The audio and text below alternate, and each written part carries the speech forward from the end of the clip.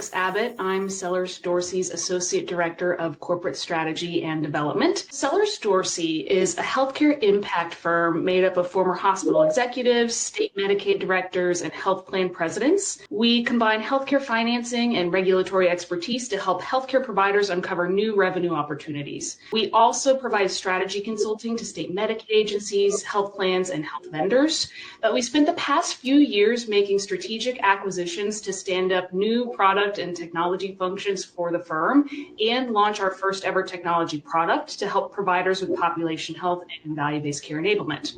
We are a PE-backed, mid-sized organization with a small but very mighty in-house corporate development team that includes myself as well as an executive sponsor. And we manage the entire M&A process end-to-end. So that includes deal strategy, sourcing, due diligence, and long-term integration management. To do all of this, we rely very heavily on our tools like DealRoom and AI, but we really rely on our in-house expertise, especially our legal teams. So it's my pleasure to introduce you to my colleague, Matt Golden. As Alex said, I'm at the legal team at Sellers Dorsey, Associate General Counsel. I am one of the points contact and leaders on our M&A team, and I pretty much head up the due diligence and then work with getting the deal structure, the LOI, all through the process through integration and kind of beginning to end. Pleasure to be here.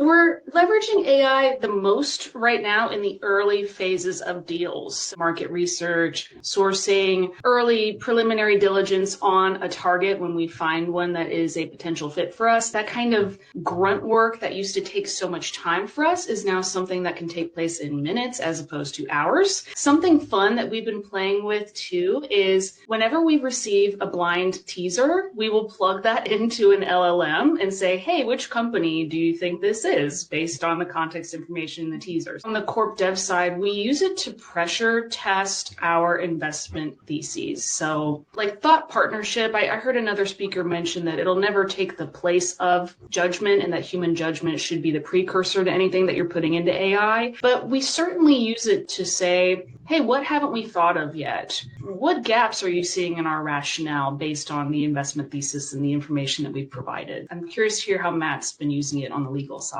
Our first M&A that we did just a few years ago, we didn't have an AI-enabled tool. We don't have dedicated M&A counsel, so we're doing this work kind of on top of our normal work. All the document review, the due diligence, all that stuff was very manual, very tedious. Subsequent acquisitions through DealRoom's AI enablement, we've been able to cut the majority of that time down that was spent on document review, which is right in the wheelhouse of where AI is right now. This is a people job, first and foremost. Selling your business is a scary thing, and it takes so much trust to get somebody to come along through the entire process of selling their business. That includes saying yes to the idea in the first place, and then going through the crazy process of due diligence and then finding yourself absorbed by a much larger company.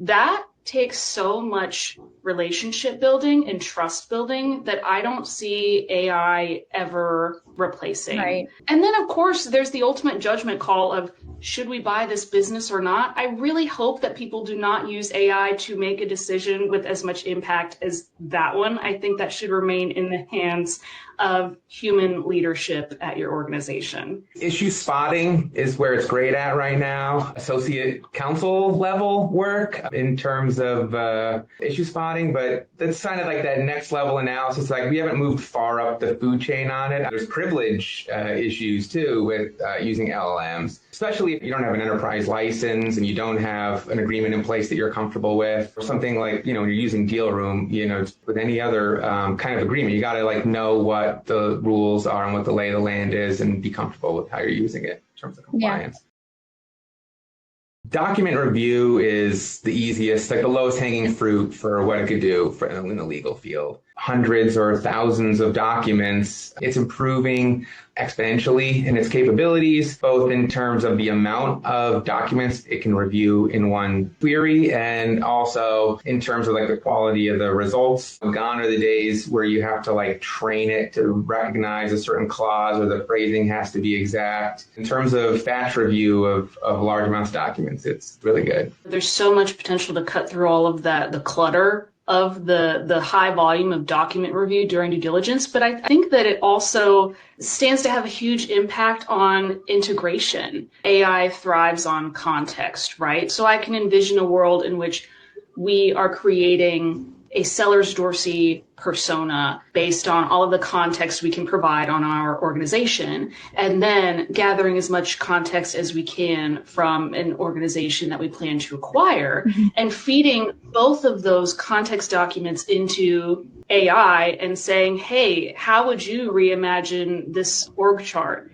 Hey, how would you roll out an integration timeline given what you know about these two organizations and how you think they might or might not mesh together? Diving deeper into the importance of context, we have done a ton of learning on the job with our small, scrappy M&A shop. And fortunately, as a result of that, we've done a ton of documenting on lessons learned. We've done a ton of postmortems where we can gather information on what went well and what didn't. I envision a future in which we're feeding all of that information into AI so that it can act as a checker to help us not repeat past mistakes, catch any decision biases that we may have been guilty of in the past. Be that checker that knows us so well that it's not going to let anything slip past the goalie on a deal. We could get to a point where AI could answer almost everything analytical except for the question, should we do this deal or not? Right. And of course, answering that question is still going to require corporate development expertise, legal expertise, financial operational expertise. But my dream is that we get to a place where all we have to do as those practitioners is say, yes, we should, or no, we should not. We are in the process of rolling out Claude to our enterprise as we speak. Yep. We are a firm of about 300 FTEs. So rolling out a tool like that is no small feat. I should note, too, that our most recent acquisitions have gotten us involved with PHI, which is protected health information. It's huge in healthcare. And as you guys know, healthcare is one of the most regulated industries in the country. Any tool that we deploy, whether it be AI or otherwise, needs to be done very deliberately, safely, and securely. It's really important that the people who are getting access to AI tools in our organization know how to use them properly and safely and know not to put things like PHI into the tools. I would definitely not put PHI into an LLM. Yeah. Anthropic was able to provide like a high trust compliant version of Claude for our enterprise use. The biggest barrier is the not sure where to start part.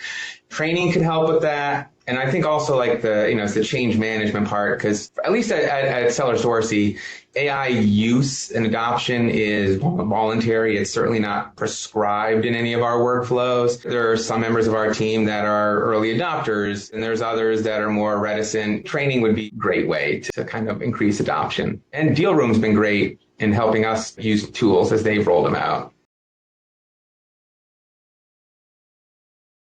What's some honest advice to the teams that want to get there, but again, don't know where to start? Read your organization's AI policy. If your organization does not have an AI policy, they need to get one today. Again, you want to make sure that you're not compromising any sensitive company information or, even more importantly, sensitive client information.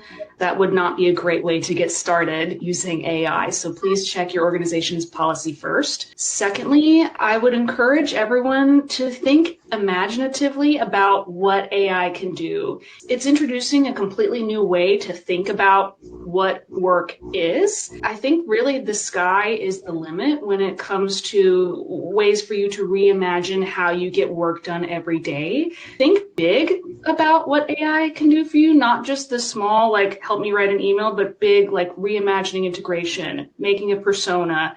It really is a magical tool that can do so much, and we're just in the early phases of it. And then thirdly, you guys know the old expression of the best time to plant a tree was 20 years ago and the second best time to plant a tree is today. I think the same applies for AI. I talk to people who feel like they're behind or feel like their organizations are behind in AI adoption.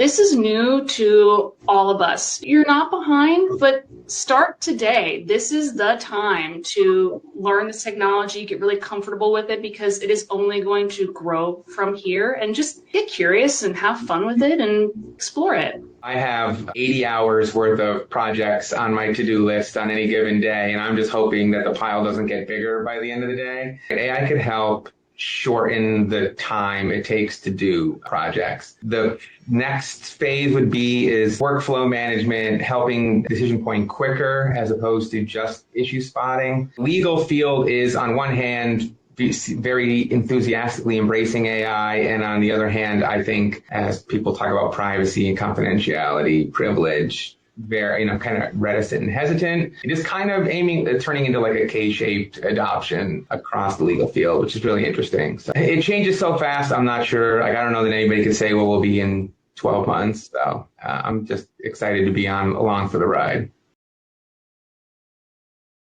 On the legal side, the document review was the fastest adoption. That saved hundreds of hours of legal work on our last acquisition. No discernible errors or anything like that. It was well done. It saved us tons of time. The holding out stuff is the people said, we said it earlier, it's kind of the higher up on the food chain stuff. I don't know that tools exist yet to do it, but we're not using agents to do any legal work or anything like that. For us, it's been less about which functions are adopting it fastest, but more about which individuals are adopting it fastest.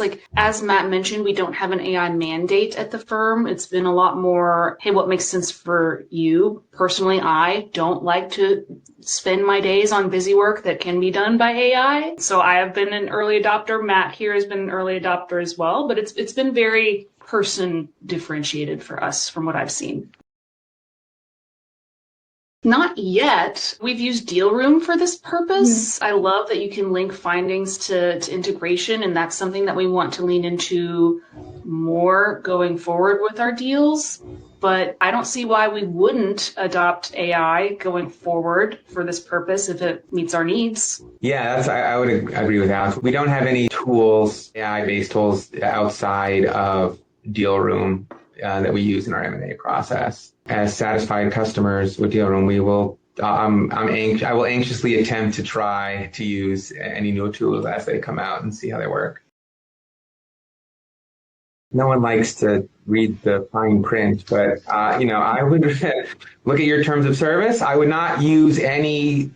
Certainly I wouldn't use any free AI tools, or even, I wouldn't use even a personal license to put anything in that would be anything to do with confidential information or privacy. If your company doesn't have an enterprise AI tool, you should ask about that and find out what the boundaries are, and any enterprise tool that you are using, check what the terms of service are and make sure you're satisfied.